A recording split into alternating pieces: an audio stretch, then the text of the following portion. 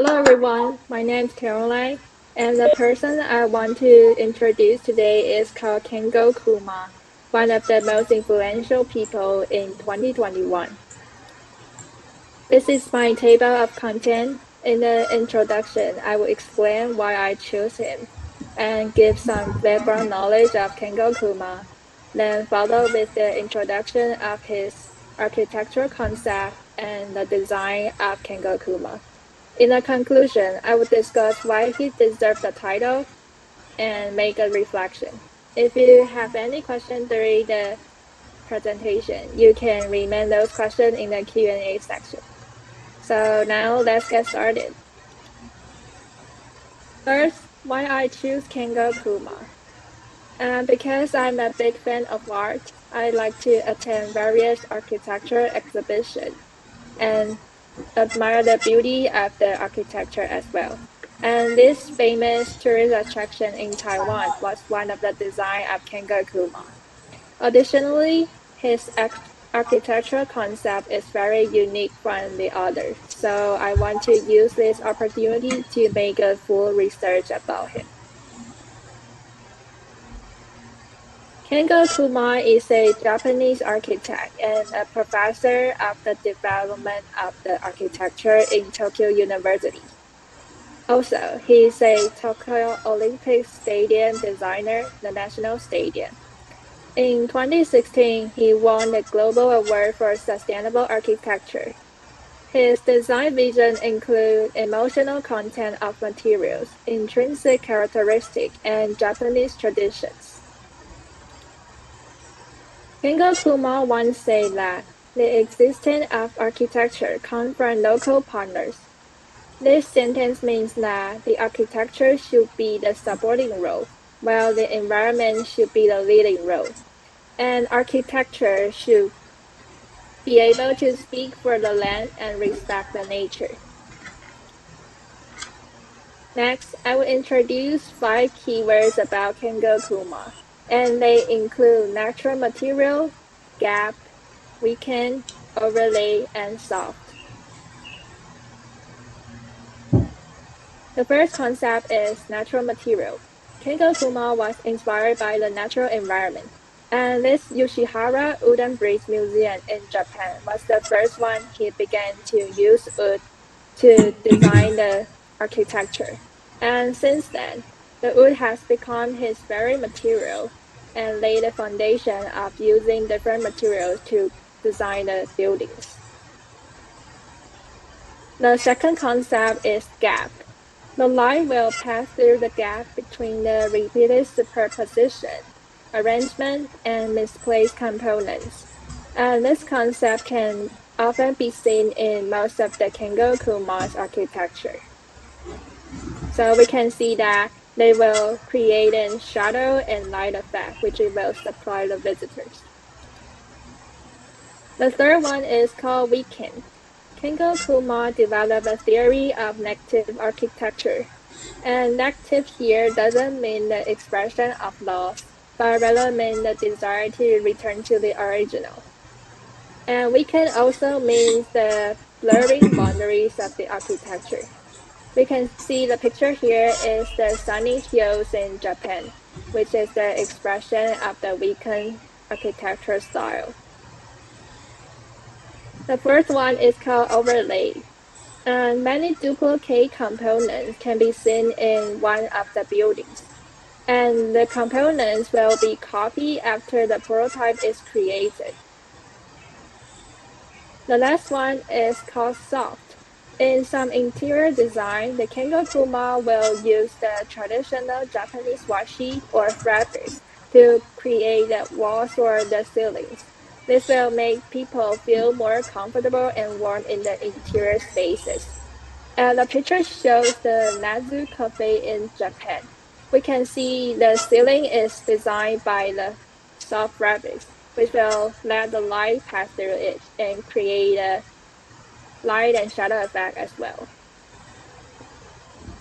So following is some project designed by Kengo Kuma. The first one I want to introduce is called the National Stadium in Japan. and people will never miss this stadium when they pass through Tokyo. The greenery does the facade of the building, which is the centerpiece of the Olympic Games. Kengo Kuma used his very materials, wood, to design the eaves, and he collects the wood from all over Japan, symbolizing the meaning of unity and competition. And this eve will slope outward to welcome visitors from all over the world, and visitors could also be seen in the forest town seats around the stadium. The second project of Kengo Kuma is the Museum of Indigenous Knowledge in Philippines. Kengo Kuma was inspired by the caves in the Philippines, and this museum is quite different from the traditional one. It's located on a street corner, and Kuma wants to give visitors a surprising experience, which will have a plain covered rock arc like this one and a cave-like entrance. And he aims to combine the contemporary and ancient together with the greenery and water. So from the above introduction, why Kengo Kuma deserved the title of Time 100 Most Influential People last year?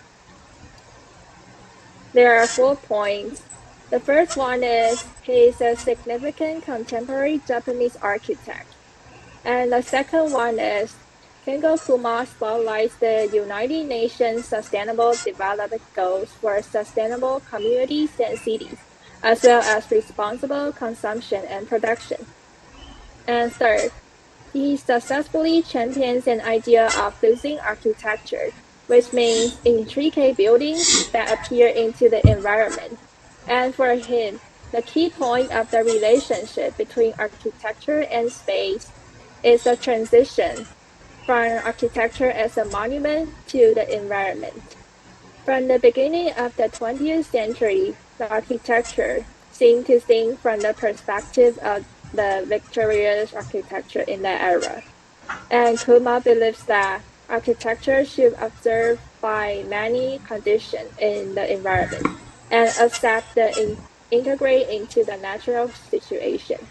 And it should also put the building in the environment with more modest attitude. The first one is he used technological advancement to challenge unexpected material, such as he will use the stone to create the same material as wood provide, like softness and lightness. And based on the research of Kengo Kuma, there are key things to keep in mind. And the first one is we need to respect places. I think every place has a different culture, history, and nature. We need to acknowledge this uniqueness. And the second concept is design plus technology will tackle the environmental problems as well. In the 20th century, concrete and steel were available everywhere. Buildings and cities were developed quickly using these materials. And cities were developed quickly with this. But we don't need to rush. We can find new technology to build a solid architecture. I believe that the combination of design and technology can also contribute massively to tackling the world's environmental problems as well. So this is the end of my presentation. Thank you. Right. So thank you very much.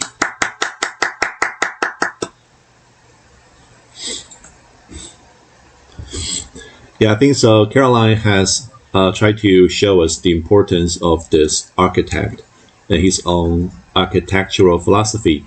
So now feel free if you have any questions and comments for Caroline. So to speak, you just need to turn the mic and try to tell us who you are first.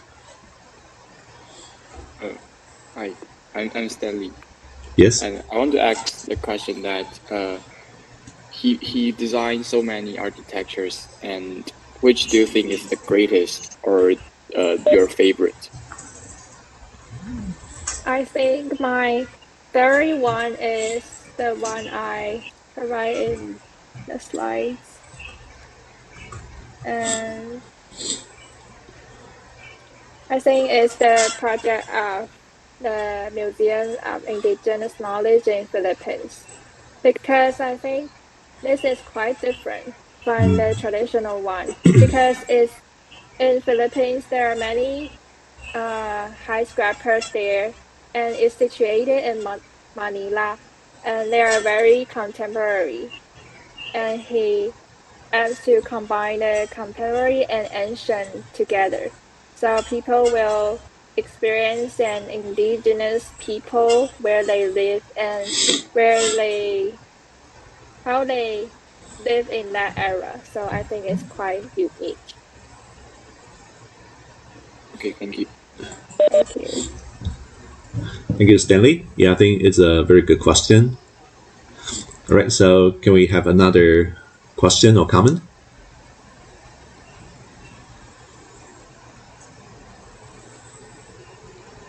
Good morning, David. I'm Danny. I want Yes. to ask you a question.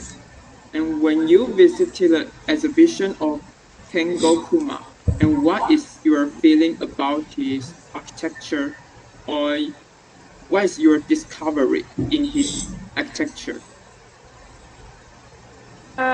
In fact, I haven't attended the exhibition uh, of architecture of him, because I he's not that famous of other architects such as Anton Zhongxiong in Japan. So I'm not quite familiar with him before this project. And this is the first time I do the research of him. So I can provide the practical experience for the architecture of Kengo Kuma. Thank you, Danny, for the question. Yeah, I think this one is also a relevant question. Maybe I can also ask a question too.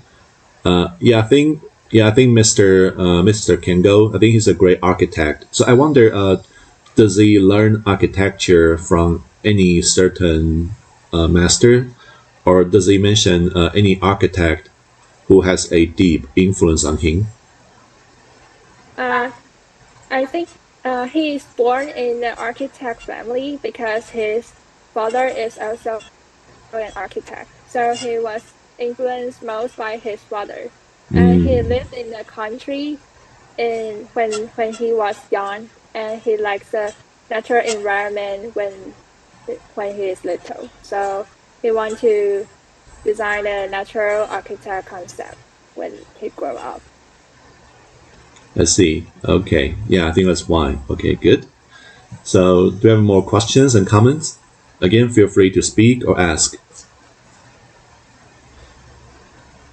Hi, I'm David, and I want to ask that you said about Puma has used a natural material in his building, but you have mentioned that another famous Japan architecture is Tado Ando, and he only used the concrete to do his building material. So, if you can choose, and which one do you choose to live in?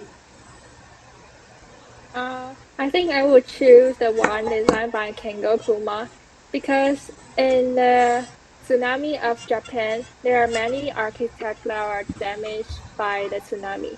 And at that time, Kengo Kuma say that the design of using natural material will have a better condition when the disaster happens. So I would choose the one designed by Kengo Kuma. Thank you. Thank you. Thank you, David. Yeah, I think Caroline mentioned a really good point. I think this also reminds me of a famous architect in the U.S. I think it's Frank Lloyd Webb. Yeah, I think he also designed buildings that is literally combined with the environment. So I think we can still maybe take one more question or comment. So anyone would like to try?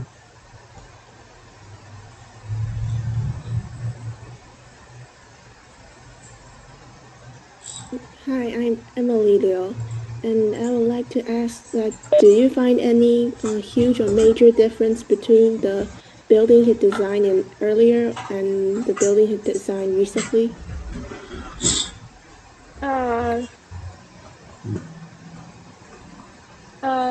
In fact, I don't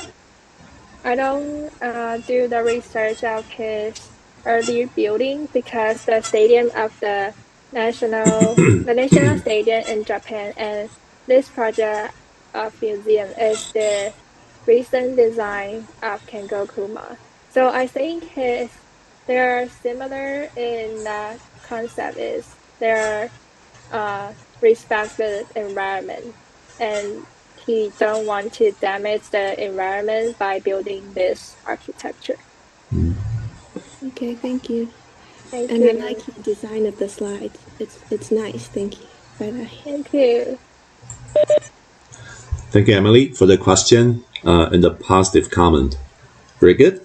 Yeah, I think we have some really healthy discussion here. All right, so I think now we're ready to move on to our next presenter. So let's give Caroline another big hand. So thank you very much. Thank you.